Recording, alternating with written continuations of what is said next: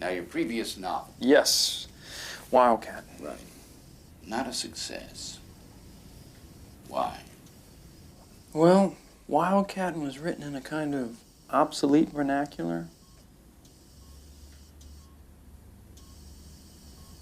Wildcat. Wildcat.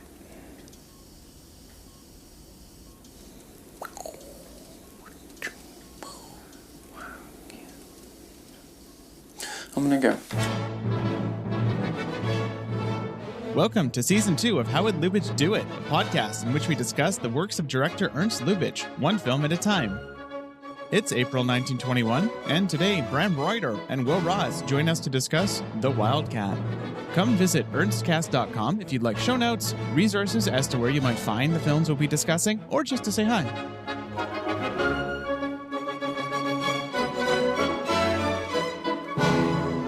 Hello, everyone. The Wildcat is a chaotic movie, so we're going to have a chaotic episode. Here with us are Will Ross and Bram Ruiter, former guests. They need no introduction. Hello, friends. All true. I mean, come on, introduce us. We do Bram, need you make introductions. movies. Will, you Yes. also make movies. There you go. You're filmmakers. Unlike myself, who just talks about them. Single-digit people listen. So yeah, The Wildcat. We've all watched it within the past 48 hours. I think this film is the object of a few mixed feelings, because on one hand, it's this oasis in the desert, right? We've just gone through Sumaroon and Anna Boleyn, two movies that I do not give two shakes of a lamb's tail about. I don't know if I don't like those movies. I don't think they're very good. The Wildcat, though, is among, I think, the most inventive films that Ernst Lubitsch ever made. I think, not controversial to say, it's absolutely loopy. We need to talk about the aspect ratios in this movie. The production design is unbelievable. The energy in it is remarkable. It's a satire about militarism made in Weimar Germany, which is an incredibly interesting context in which to make a satire of militarism. It was a box office bomb, and Lubitsch chalked that up to the whole satire of militarism in the interwar period thing. You know, it makes sense. It's kind of one of those films that was forgotten for a while and has been, among certain very small circles, reclaimed as a kind of a lost. Some people think it's great. Other people don't. I think it's fascinating. What did you two think of it? Bram, do you want to go first? Because you gestured visually. So I finished it, and I've been feeling very loopy today. And this movie is probably the best visual equivalent of being loopy, because, I don't know, it just kind of goes. And it's having so much fun with the aspect ratios, as you said, with the sets, as you said. It goes completely nuts. It hardly cares what it's trying to say. Or maybe I don't care what it's trying to say because it looks so goddamn beautiful. But yeah, I was mesmerized throughout, even when it is ultimately, as you said, not very satisfying as a whole, but it makes up for it in visuals. Yeah, I love the energy of the thing, and I love its commitment to loopiness and ridiculousness and characters who are on the precipice of not caring about anything at all at any given time. And I love that it's trying weird shit visually. And production design-wise, I'd say it's an unmitigated success almost in that realm. But aspect ratio-wise, you know, to be completely honest, this thing drove me absolutely up the wall.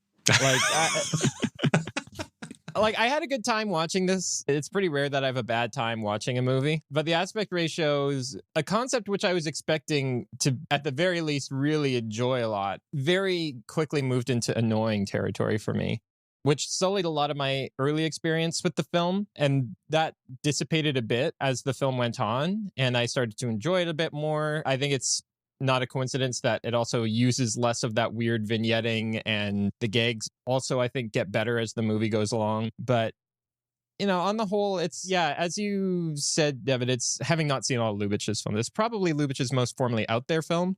Probably. It's up there with The Doll, I think. Yeah. As far as films that are just, I've never seen anything like it. Yeah. But you can make the argument for the production design, I guess, but I certainly wouldn't call it his most formally ambitious film, because a lot of its form seems less a matter of ambition and more a matter of a whim. That's okay. It's formally whimsical, right? But I mean, how do we define ambition? Right. This is what you come to the podcast for. Yeah, exactly. This is Devin Scott's podcast on ambition. We're here talking about with three venture capitalists. No, I think that what is ambition if not having a different aspect ratio with every frame and filling it with the most out there production design you can do and thousands of extras, especially extras that have all been blocked in a very specific, completely inhuman way where they seem to work on like 80s top-down video game movement where you can only move on right angles. That's ambition if I ever saw it. But what is it about the aspect ratio shifts that really annoys you, Will? I think it's a matter of, it's not a lack of intent behind how it's done. It's a matter of a lack of unity in its effect. Yes, people frequently are blocked within unusual angles and in unusual ways relative to the vignetting, but often they're not. Oftentimes, the blocking within the vignetting feels arbitrary. Furthermore, a lot of the time, these aspect ratios don't obviously lend themselves to good compositions. And so we don't really get especially good compositions. A big part of me wonders if a lot of the weird aspect ratios are motivated by the exteriors because so much of them are set in the snow. And maybe Lubitsch didn't want to make the film appear too stark in these snowbound scenes, right? So that's possible. But the more unusual the aspect ratio shifts get, I think the more spotty the framing gets. There's two specific central issues I want to talk about. One is a lot of the matting. It's weird aspect ratios. It's not just that it's different aspect ratios, dear listener. It's that it's very specific matting, right? Like you have like a squiggly line going left, squiggly line going right. You have like a couple times the jaws of teeth. It's all over the place. Circles. Yeah, exactly.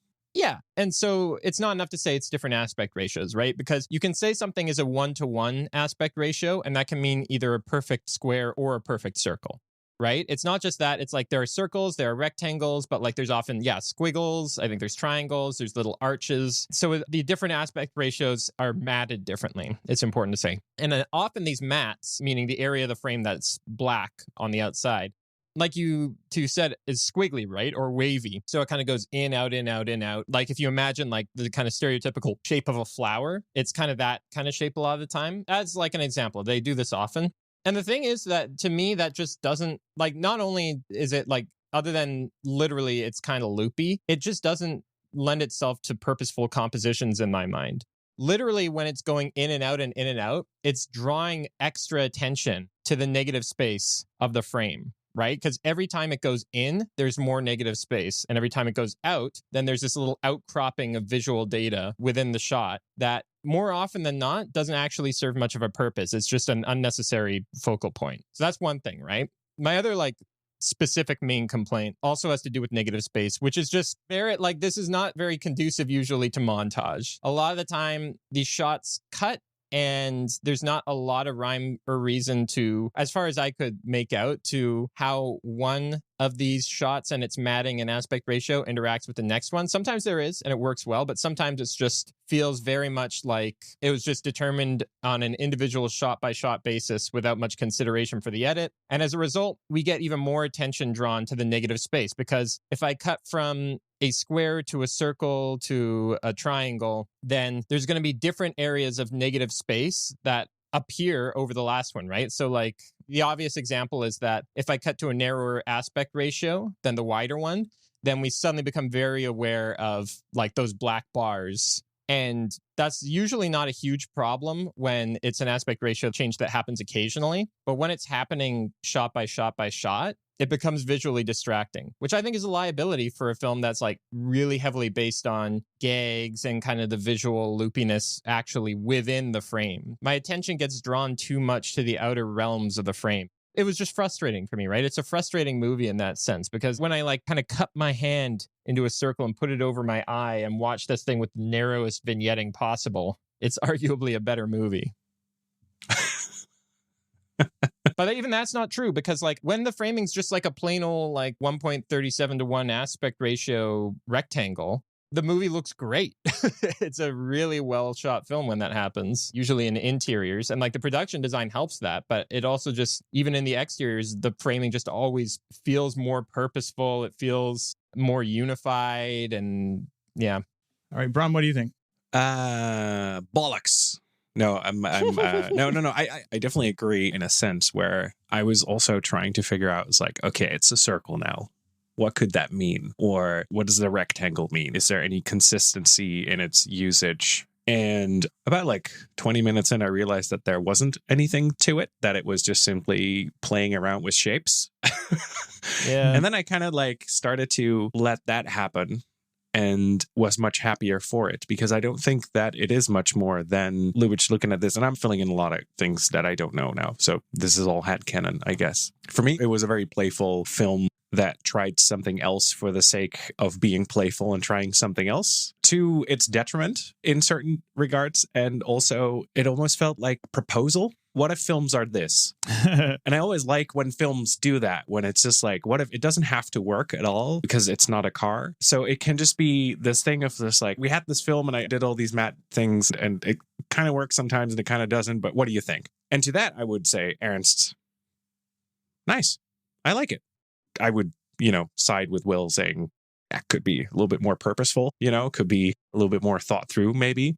But on the other end, I really enjoy the differentness of using these mats. And also it creates these weird things, because I was just thinking, you were talking about geographical. So Alexis and Rishka are like in their own corner, sad in their new marriages, that they signed up for, and they kind of wanted to be together. So they're both like rolling, and I think Alexis is drunk and Rishka is just kind of like rolling through the snow. And you have no idea how far away they are from each other because there's no establishing geography, basically. And suddenly Alexis, I think, rolls down a hill and suddenly he rolls into the frame of the other person. And I do think that the circles and the mats kind of work with the abstraction of like that geography, which really worked in this case for, this bit where suddenly they're together, even though that they seem to be very far apart from each other.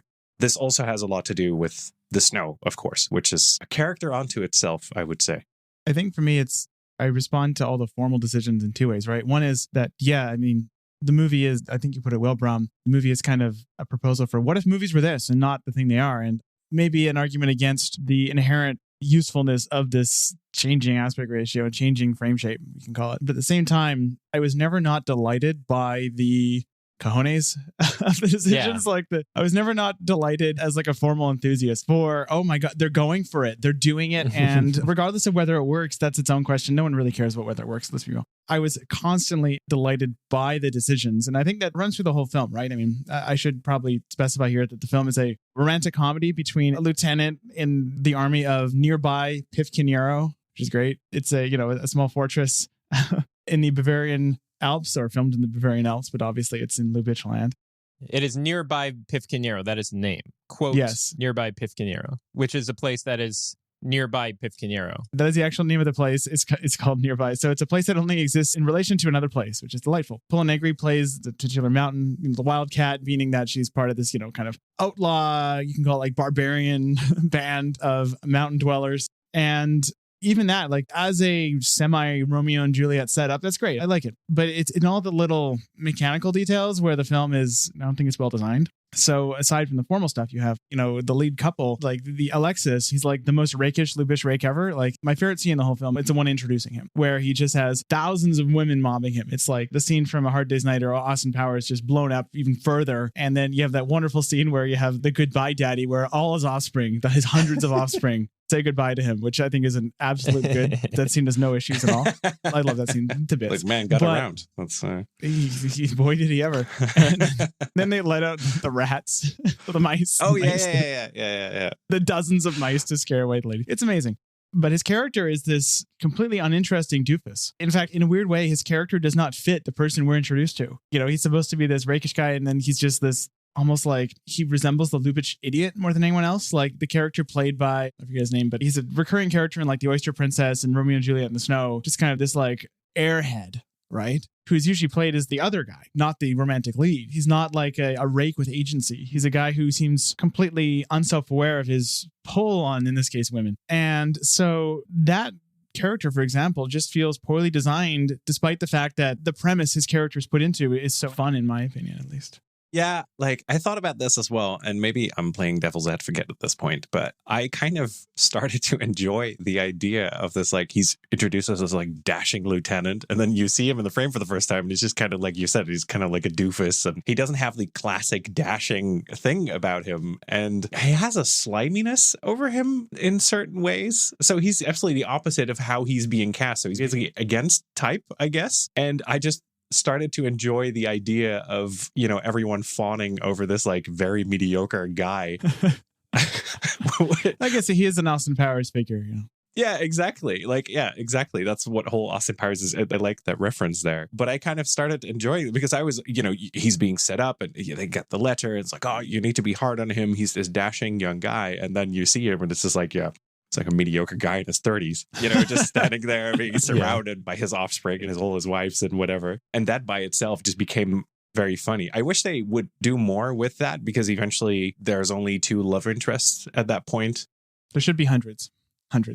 Yeah, exactly. It should have been been hundreds. Exactly. You would go to a new place and there's more, and we see how what we saw him come from actually happened and how that could happen, and everyone just fawning over this guy. It's kind of like that scene in Step Brothers where I think Will Ferrell starts. I've yet to watch all the way through. Oh, okay. Well, I love Step Brothers, but there's this one scene where Will Ferrell starts singing and he's very nervous about it, and his singing is it's not great, but then everyone constantly refers to it as if he has the voice of an angel. And I like that bit where you can clearly see he's like, no, this singing is not special, yet everyone starts acting like it is very special. And I thought that they were going to roll more with that besides the beginning. Or maybe beauty standards have changed in the past 100 years. You know, who knows? Dental standards have improved.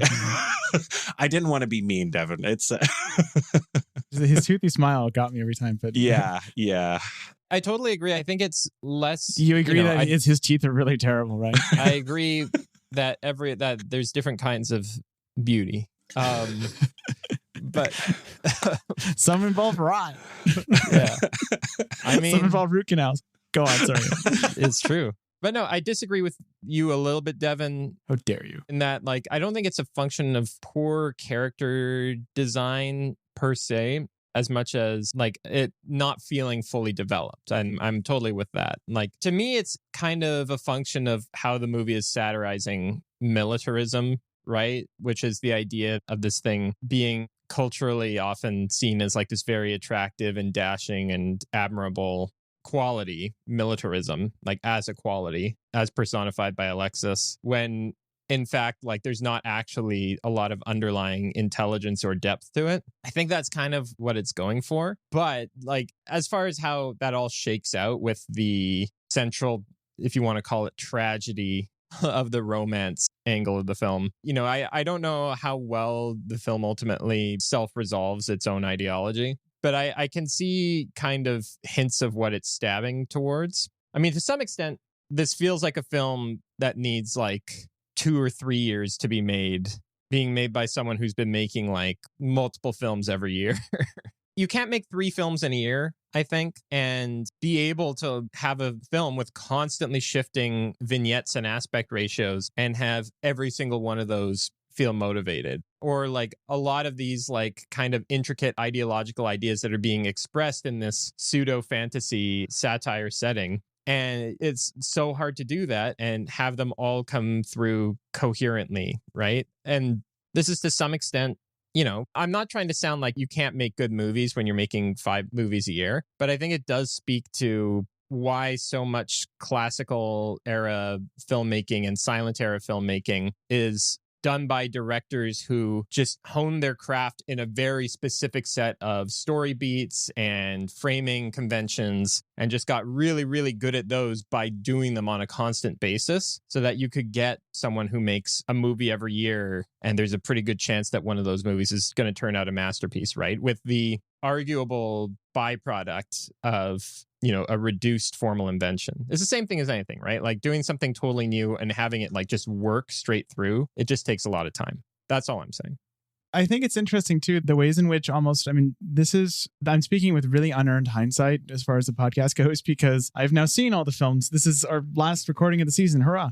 The next film is going to be Loves of the Pharaoh. And suddenly he's in a dark studio. This is our last UFA film, actually, this film. Soon we're going to be The Americans are going to come in with all their dollars with Loves of the Pharaoh. But in this film, I'm really starting to feel some of the limitations of the language of Berlin film visuals circa 1920. For example, the lighting by Theodore Sparkle. I like his work quite a lot, but here is where I'm like, okay, the rigor Lubitsch is putting into his production design, the invention of all these elements that we see here in the mise-en-scène isn't quite reflected by, for example, the lighting, which is still this kind of, it's V lighting, meaning that you have like 6 sources on camera side, just basically front lighting the subject. There's no such thing as 3-point lighting. Yeah, look at any shot in which interior a character is like standing near a wall, there'll be like 4 to 8 shadows, right? All coming from camera side. That's just how you lit if you were in Weimar, Berlin. Oh, shit. Yeah, you're right. Wow. Before dark studios became a thing. And I'm curious to know whether this film was initially intended to be tinted, because it has that classic thing where the nighttime scenes are blatantly shot during the day and there's no attempt made to make them look like night optically. It's all just, we're going to tint it blue. Right. And so there's scenes where you go from like night for night fireworks scenes to an interior scene to like then suddenly pull a Negri's out in the broad sunlight. You're like, oh, is this the next day?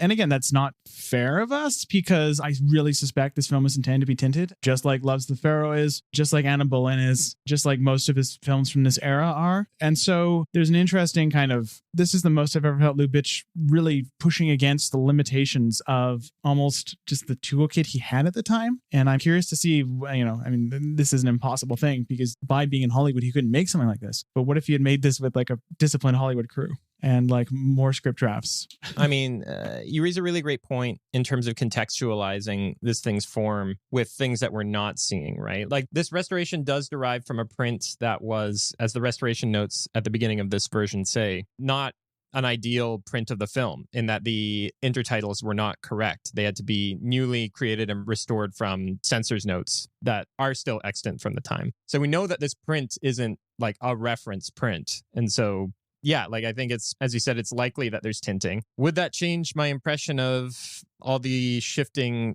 aspect ratios and vignetting? And I think that's totally possible. And maybe that makes the film a lot better. So yeah, I'm glad you brought that up, because it's always worth remembering that we're responding to the film in front of us, which is not always the film that Lubitsch made.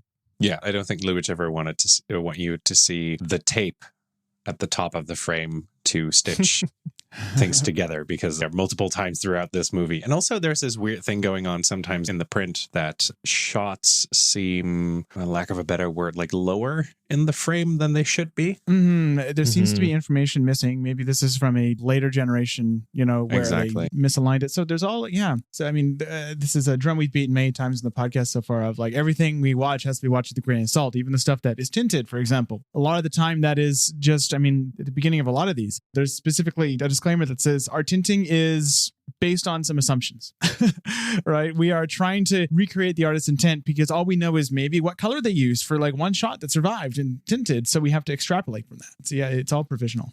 What do we make of the narrative part of the film? What do you think? Is this film classically?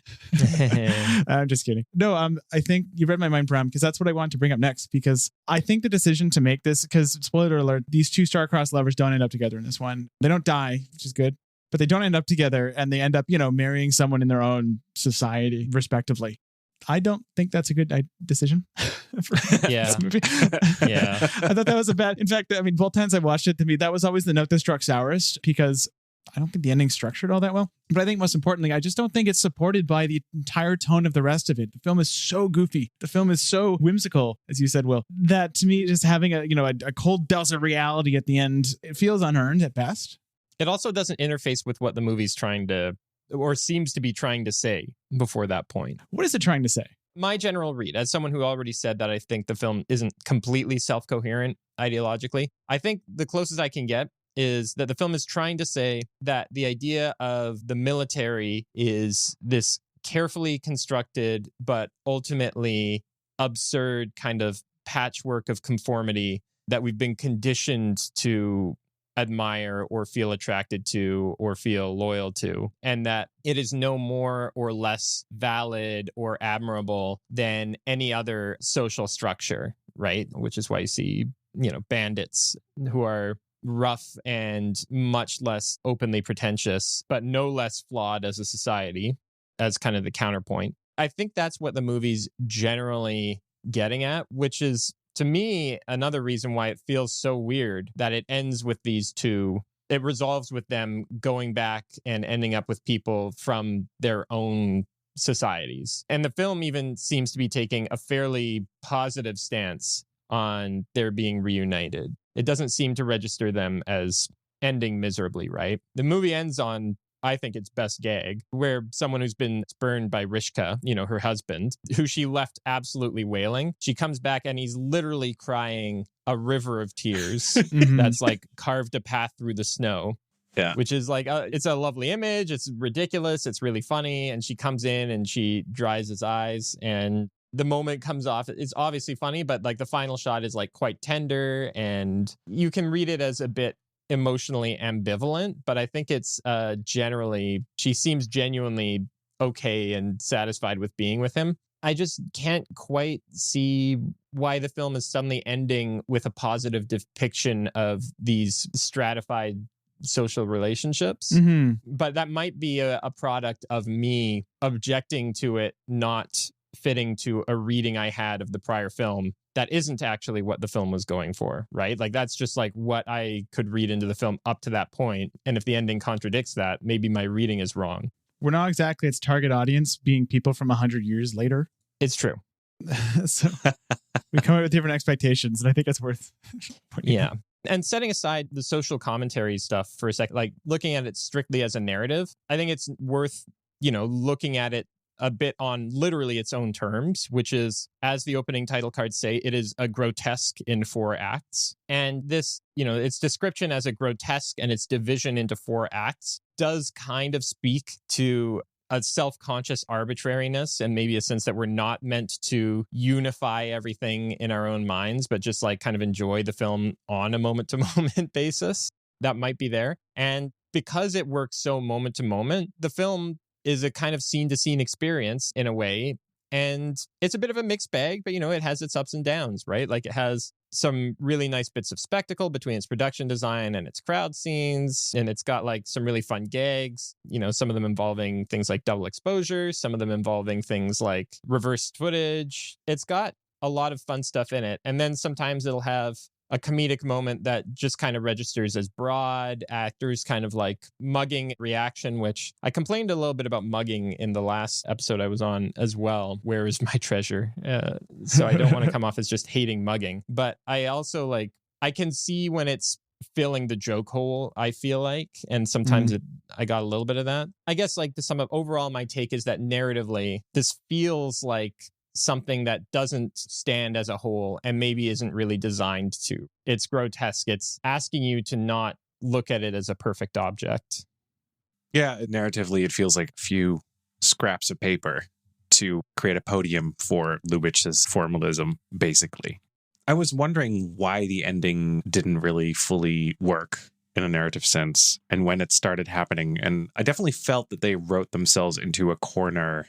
Like there had to be a resolution to the central, conflict. Who is he going to choose, or who is she going to choose, or who is going to choose, basically? Because Alexis and Rishka are in love, but, they can't be together, blah, blah. So they have to go above and beyond in order to be together, like you said, like a Romeo and Juliet story. And then there's the fortress commander's daughter, Lily. She is madly in love with Alexis. And eventually they get married. And Rishka somehow suddenly also needs to get married, according to her father. So someone from her band is just taken as as a. And at first she's very happy, but she feels like she's something missing. And then, she goes back to Alexis. And there's that moment where she realizes that it is not her milieu.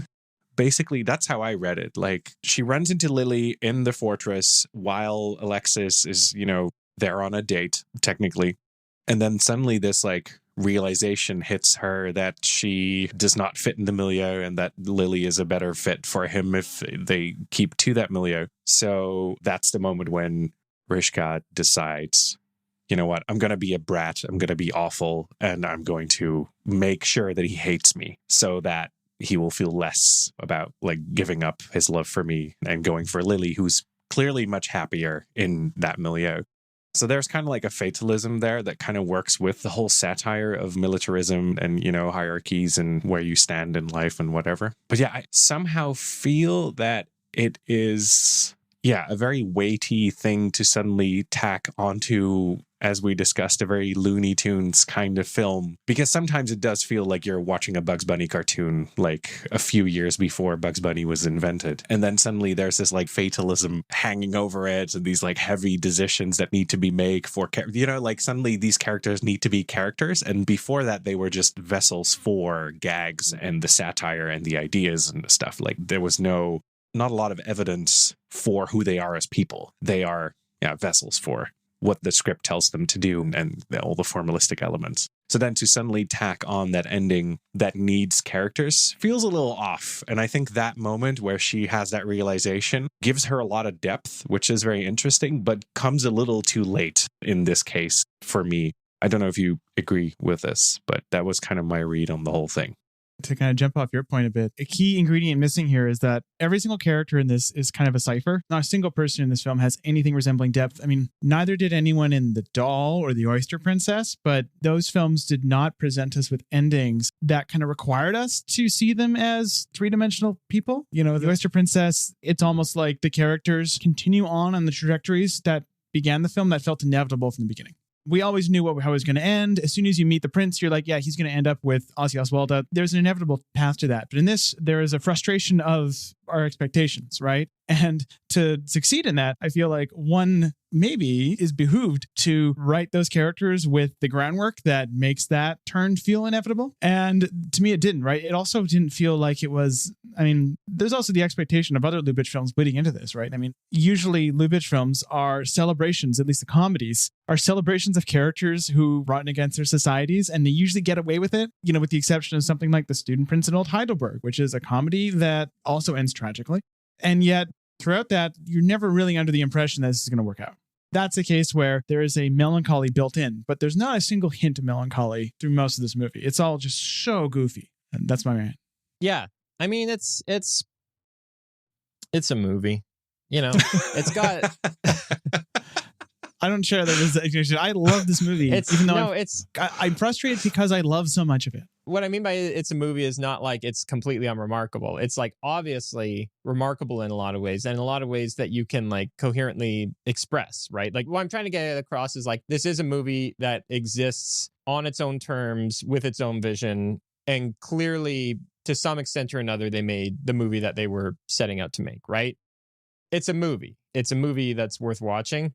But it is, maybe there's a product of my own laziness, but it just feels like any attempt to tie it together and make sense of it, even to make sense of its contradictions, feels fruitless. It feels like it's pointless. It doesn't feel like it works. What my attitude presupposes is you don't need to make sense of it. Yeah, well, and that's the thing. Like I said, it's a grotesque, right? Like, to use its own term again, it's a grotesque. It's this kind of weird, misshapen object that resembles some things in some ways and not others, but is otherwise just this unique and willfully baffling object, right? And that's fine. And like, I think what I'm trying to express is that there is a better version of this grotesque that could be there, right? For every weird aspect ratio choice, like you'll have this like super tall shot where it's like this very tall rectangle, and then a column of soldiers like just races through the frame. And it's like literally a column of soldiers moving through a column. It's just this like cute little pun. It's just like this immediately visually expressive idea. For every one of those, you get a few that just feel kind of tossed off, or,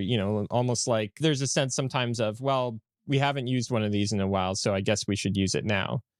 Yes, that's delightful. I love it. No notes. 10 out of 10. Well, that's the thing, right? Like, it's rare for me that I watch a movie that is so hard for me to make a thesis out of, to tie together, which is part of why I led with the aspect ratios annoyed me because that's kind of the closest I have to a unified idea. But obviously, as I'm trying to express even that, I'm not like, it's not like I don't think there's any moments of brilliance, or there's no single instance where it's genuinely evocative or funny when Lubitsch is using those things. It's so uninterested in itself as a cohesive whole that, to refer to my own point at the beginning, it's a toy box. You know, he's just throwing toys at the screen and seeing what works and what doesn't work for later use. Now, my question to you is, Devin, because you've seen all the movies, and I've seen, like, there's a big gap between here and I think the first few movies that I've seen. Is this the last one of its kind, or does he return to... Oh, that's a bummer. Yes, this is well, this is one thing I wanted to get at, and this is the common refrain this season, is that the late Berlin period in particular is an endless treasure trove. Sometimes the treasures suck, but it's a treasure trove of possible paths his career could have taken, right? Like, he could have easily, I mean, the phrase I used to describe this film is like birthday cake German expressionism. This is, I think, the closest he ever came to like making his own cabinet of Dr. Caligari. This is what the inevitable result of that impulse. And that's a path he could have taken. He could have continued making grotesques. He could have continued making films like The Doll. Like, he could have been cinema's earliest lo-fi artist, arguably already is with that one film. He could have, but I think even more likely, if he had, less to say in life and an order of magnitude more ambition, production-wise, he could have just continued making dire historical epics. His career could have taken so many interesting paths, and it took, one that obviously worked out. This might be the most road not taken that I'd be most interested in seeing. I don't think I need any more like dead queen stories in my life, but I would love more of this. Yeah, I think the closest he gets to this kind of like explosive creative visual splendor is like Heaven Can Wait 22 years later. And that's just such a low-key movie, though. Or, The Merry Widow. The Merry Widow, actually. That film is bursting at the seams, but in a very different register. At least. Yeah. It's not a grotesque. But it's less visually opulent and over the top than Heaven Can Wait. He never does it again. Yeah. Yeah. He never does this again. And it's kind of a bummer because I would have loved to see... I mean, I even haven't seen this type of throw it all at the screen around this era from people like Man Ray or, other early avant-garde. Like, even Maya Deren hasn't done stuff like this. She never worked with Paul Negri. Uh-huh. If I were born whenever everyone was born and I was living in the 20s and going to the cinema and seeing this, my first response would be like, okay, but let me try some stuff out with this tool set. Let me figure out what we can do with this. And maybe, like Will said, maybe take a little longer than 3 movies a year trying to, make an actual cohesive piece out of it. Yeah, I've never seen anything like it. And this is the second time. Like, even The Doll is also very much a thing that, I mean, nowadays, Wes Anderson comes kind of close in certain ways. Like, he's definitely inspired by certain Ernst Lubitsch ticks, but not in that way. When he goes, he goes. Like, he throws it all on the screen. He had no inhibitors at this point in his career. No, yeah, exactly. You can see that, yeah. for better or worse. Wes Anderson keeps popping in my head every time I watch this movie because, I mean, even just the blocking of the actors feels so similar to what Wes is doing. I'm actually a bit surprised. I haven't been able to find any time Wes has brought up this movie. He's brought up numerous Lubitsch movies, but not this one. One thing completely random I wanted to mention before I forget is, did either of you see the most obvious body double swap in history in this? The greatest body double ever? Oh, at the pole? Yes. Yes. Rewound. Where at best 5 foot tall Paul Negri is like replaced by the largest stunt double I've ever seen, with like chest hair pouring out everywhere, and like they look exactly like Tim Curry in Rocky Horror Picture Show. Oh, yeah. In any other movie, I would be like, maybe find someone who looks more like Paul Negri. But in this one, it's perfect. It's absolutely, it feels like its own joke, even though probably it wasn't. Probably we're seeing the film in much higher quality than anyone at the era did. Yeah, he does look like Tim Curry. I don't know if we are seeing it in that much higher quality. Like, this is true. Is definitely not a top tier print. No, but we're able to, I guess we're able to pause and reflect on it. Fury Road has some pretty obvious body double swaps as well. Mm-hmm. I mean, they're all over the place in Lord of the Rings. I mean, this would be garden variety Hobbit wide shot, right? Quickly want to mention Gemini Man, which has one of the most egregious body doubles, because the whole thing is filmed in 120 frames, super mega 4K, whatever. Right. So they thought they were going to get away with it, but guess what? And the guy doesn't even look like Will Smith whatsoever. Like, he's much younger. And also, they had so much money to make this film and to maybe like have some VFX houses, put Will Smith's face on it, which I do think they do for a couple of shots, but most of the shots are just Ang Lee's just like, fuck it. You can see it. You can see the seams of my movie. I guess when you're making your film in like 12K at 120,000 frames per second, the floor raises a little. Yeah. We're definitely in the waning years of in at least large scale movies, visibly changed body double faces. Yes. Like with deep fake technology and stuff, that stuff's going away. Yeah. We got to deep fake that shot in the Wildcat. we got to deep fake Paul Negri onto it. You know, actually, speaking of modifying the Wildcat in horribly ahistorical ways, I have considered like doing my own fan cut of the film, which keeps everything the way it is, except just tints it in the way that I think that's in keeping with like what Lubitsch was doing with like Romeo and Juliet in the Snow, or assuming that I have no idea if that was accurate, but I'll take it. I would love to see how this film plays if, for example, the fireworks scenes are tinted like orange, the day for night scenes are tinted dark blue, you know, and what if the interior scenes, and like we can actually draw, like I do think one thing you could do with this film is you could draw a contrast between the color coding of the bandits and the militaristic. We haven't even talked much about the specific production design of the base, which is joyous. Wild. But I wonder what you could do with that. Whether you could give the film even like a bit more of a backbone by having some good color rhythms. I don't know. Yeah, maybe. I do love the way that the cannons look. The cannons are like, they look like toothpicks or like birthday candles in a birthday cake. The way that they're just at all points the least efficient angles for a cannon. Like the cannons make no sense. Part of the joke is that they make no sense, but they're lovely. Yeah. And everything is a weapon. Like everything, there's always a weapon in the frame when they're in the fortress. Like ornamental swords. Exactly. Like so many ornamental weapons. One of the first scenes with, is it Lily? Yeah, I think it's Lily. Like she eats something off a gun at some point just to show like, oh, she's the daughter of the fortress commander, which I think was a very funny gag. And there's a couple of those. War is War. That was a fun gag. It's hard to explain on a podcast, but if I refer to it, you can cut all this. But I just thought it was very funny. There were a couple moments, and I do like that about Lubitsch, where there's always a moment when I have to laugh out loud, just because it is genuinely funny, even 103 years after its making. Because a good gag is a good gag, and the man knows how to make a good gag. That also is in the ornaments in the background. And the weird one time they use these, like, I think it's during the chase between Alexis and Rishka where they have the stairs. Yeah. It's just like this beautiful set, and they use it once for a short chase. I was going to bring like this stuff up. like that. Yeah. It's like someone It's built just so that wasteful. for... The entire film is so inefficient in how it deploys its resources. It's incredible. Exactly.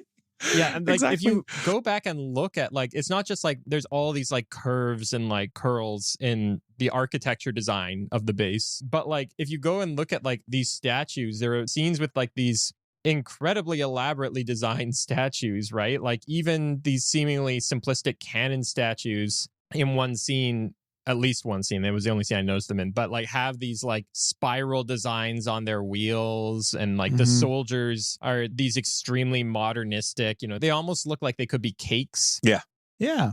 Like they're dimensionally simplistic and yet like highly expressive and extremely rounded and smooth. It's so cool. It's a very edible film for sure. Yeah.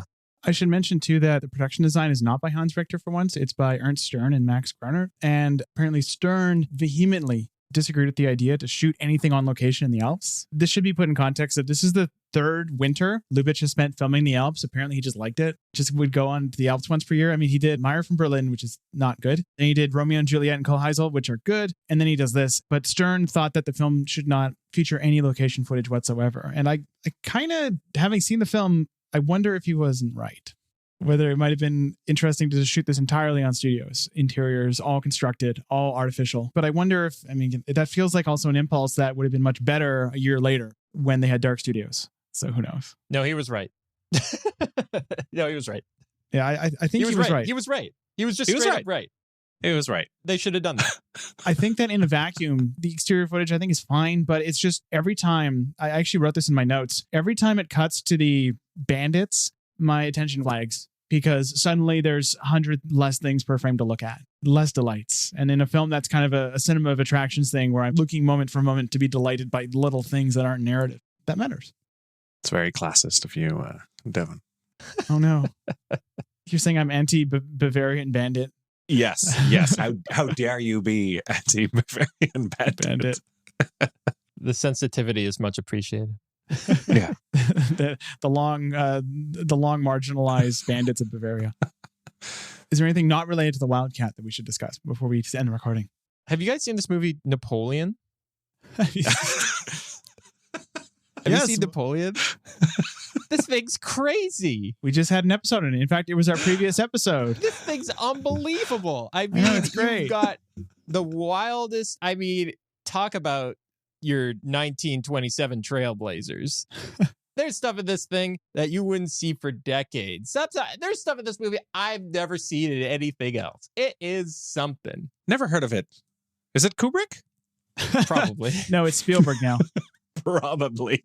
Oh yeah, fuck yeah, Spielberg is executive producing one. Yeah, and by the time this episode comes out, I filmed it. But No, that I'll believe that when I see a trailer for that one, I'll believe it. Okay, so Will, let's make a bet right here on the air right now. What comes out first? Spielberg's Napoleon or the French Cinematheque's new restoration of the Abel Gance film Napoleon?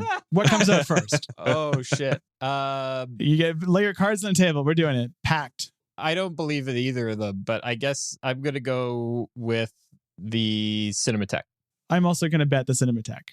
What do you think, Bram? For the sake of contrarianism, I am going for the Kubrick scripted, Spielberg executive produced, directed by that guy from True Detective, who hasn't done much since. Yeah, he's gonna direct the whole thing.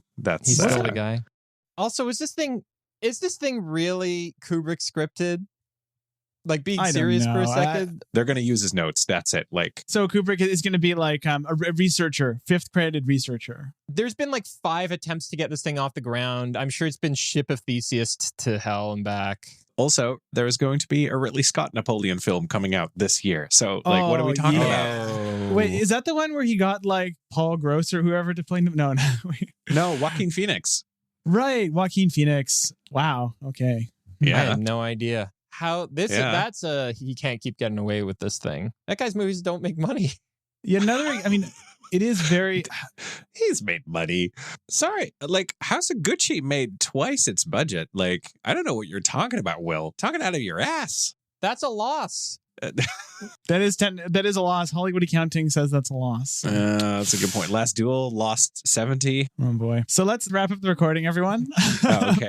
I guess we should hit pause. So I'm going to say it's been great talking about the most chaotic Lubitsch film with the 2 most chaotic people I know. Not really. Thanks so much for giving this film the time of day. It's been a long, dry desert of historical and mythic epics, and we're about to get one more, even though the next one, I promise you listeners, is a ton of fun if you let it be. So it is fun. I do know it's fun if you let it be is not the best. You just say it's fun. But it can also say, listeners, sit down with Loves of the Pharaoh, keep your eyes and ears open, and the fun will come to you. Just don't treat it like it's a melodrama, even though it looks like one and acts like one and walks like a duck and talks like a duck. It's not a duck. It's a goofy, grotesque, you might call it, starring Emil Listeners, Jannings. if rather than thinking this is a melodrama,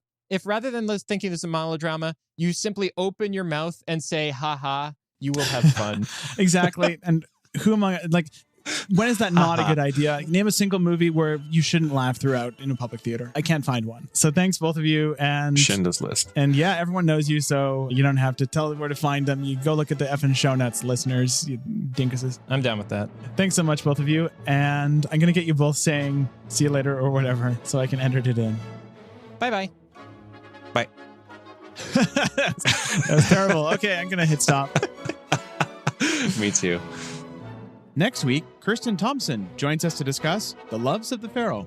Griffin Sheel was our dialogue editor for this episode. Head over to www.ernstcast.com for links to the various public domain films we'll be discussing this season and other resources such as show notes. How Would Lubitsch Do It is a production of Moving Image Agency. If you enjoyed this episode, please rate and review us on whatever podcast service you happen to use. We'd like to acknowledge that this podcast was produced on the unceded territory of the Musqueam, Squamish, and Tsleil-Waututh peoples.